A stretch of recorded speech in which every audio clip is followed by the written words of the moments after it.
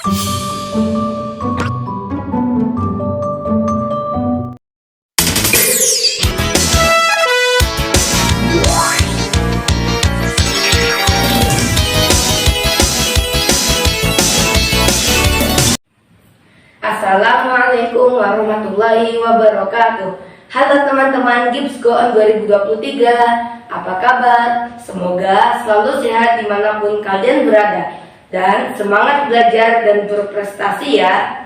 Bapak Ibu Dewan Juri yang terhormat, sebelumnya izinkan saya untuk memperkenalkan diri.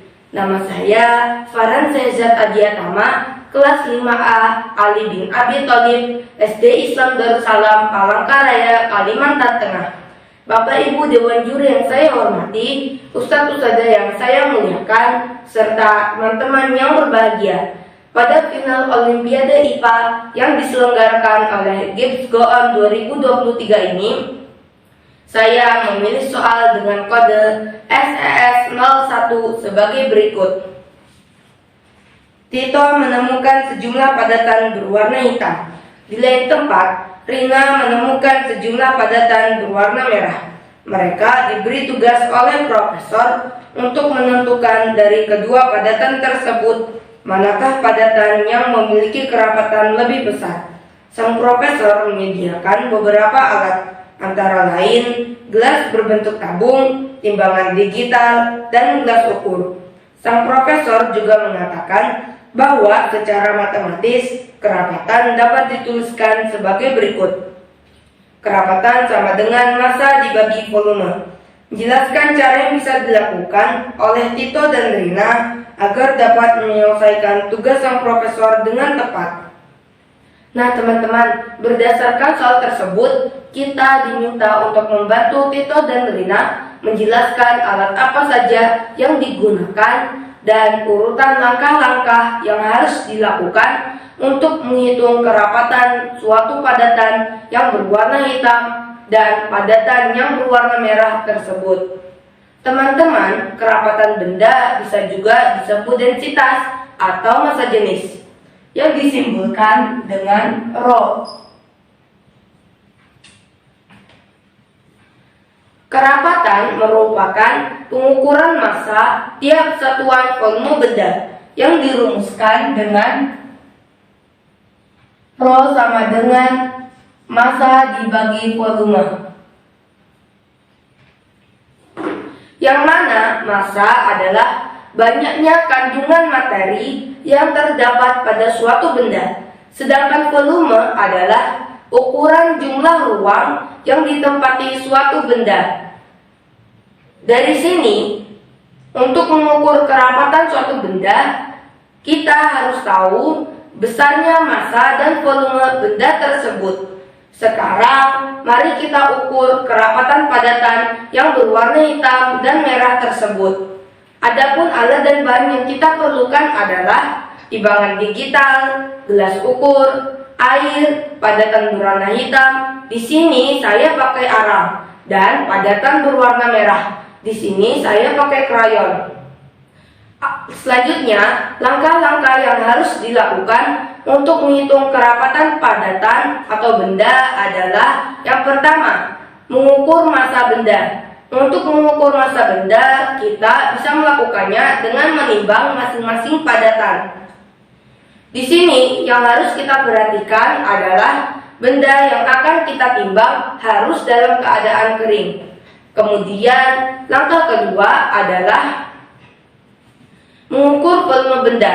Untuk mengukur volume benda, kita bisa menggunakan dua cara, yaitu mengukur volume benda dengan menggunakan metode pemindahan dan mengukur volume benda menggunakan rumus matematika.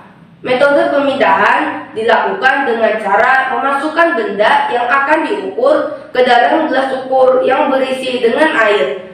Selisih dari volume air di akhir dengan volume air di awal, itulah yang disebut volume benda.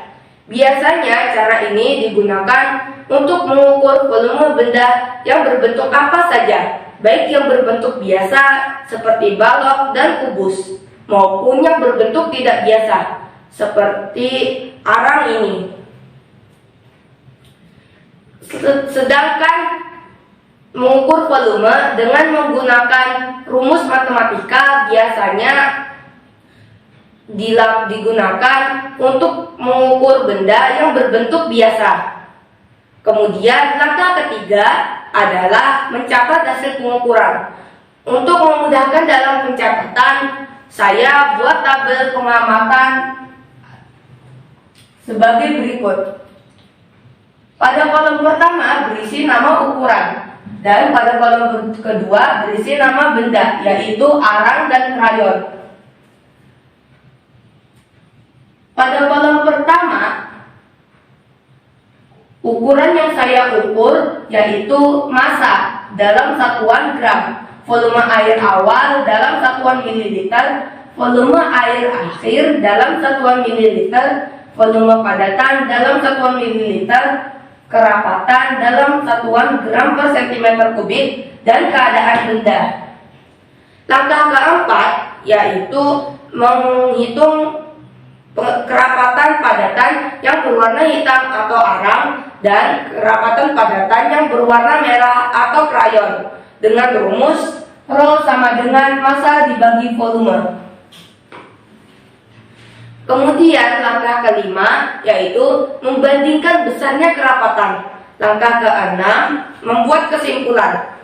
Untuk lebih jelasnya, saya akan membuat percobaan untuk mengukur kerapatan benda sebagai berikut. Di sini saya telah menyiapkan alat dan bahannya, antara lain 1 timbangan digital, 2 gelas ukur masing-masing berisi air 200 ml, 1 arang, dan 1 krayon.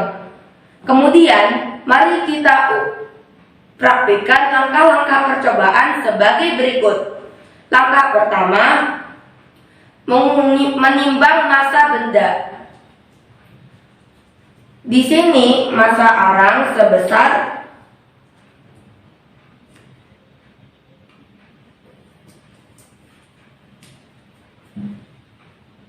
5,3 gram.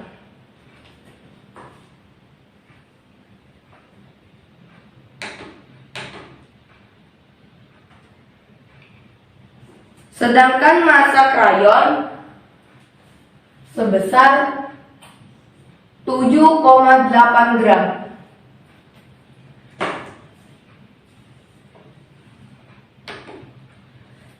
Langkah kedua yaitu mengukur volume arang dan krayon.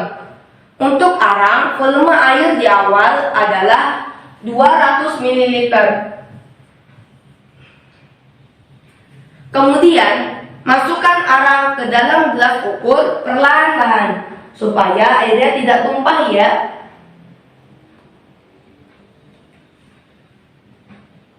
Ternyata volume airnya naik menjadi 209 ml.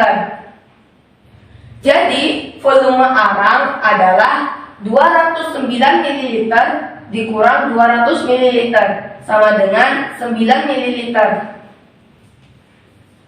Kemudian, kita ukur volume krayon dengan cara memasukkan krayon ke dalam gelas ukur yang berisi air 200 ml.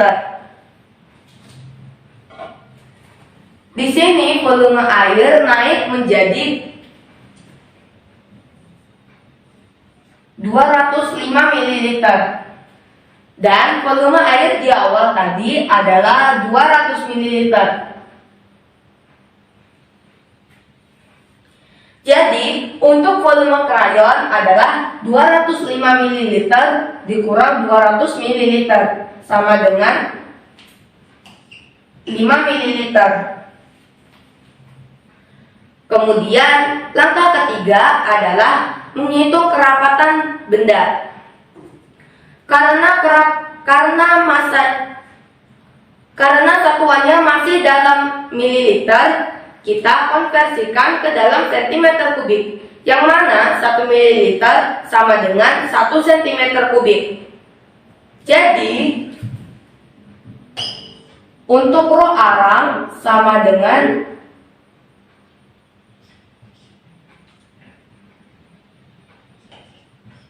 5 dibagi 5,3 dibagi 9 sama dengan 0,58888. Di sini saya bulatkan menjadi 0,59 gram per cm kubik. Kita tulis di tabel ya.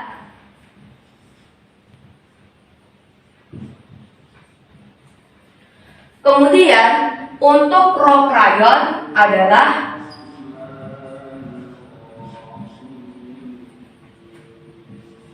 7,8 dibagi 5 sama dengan 1,56 gram per cm kubik. Kita tulis di tabel ya.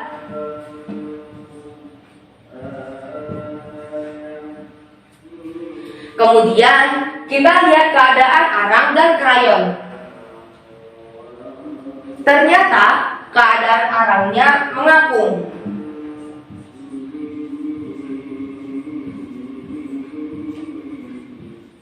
Sedangkan keadaan krayonnya tenggelam.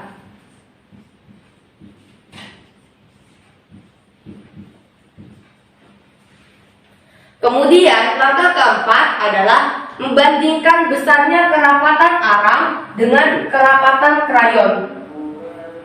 Berdasarkan tabel, kerapatan arang sebesar 0,59, sedangkan krayon sebesar 1,56. Jadi, kerapatan arang lebih kecil daripada kerapatan krayon. Kesimpulannya, yang pertama, kerapatan padatan yang berwarna hitam lebih kecil daripada kerapatan padatan yang berwarna merah. Yang kedua, kerapatan arang lebih kecil daripada kerapatan air, sehingga arang tersebut mengapung. Yang ketiga, kerapatan krayon lebih besar daripada kerapatan air, sehingga krayon tersebut tenggelam. Nah teman-teman, demikian penjelasan dari saya tentang kerapatan atau massa jenis. Semoga bermanfaat dan dapat dipahami dengan baik ya. Wassalamualaikum warahmatullahi wabarakatuh.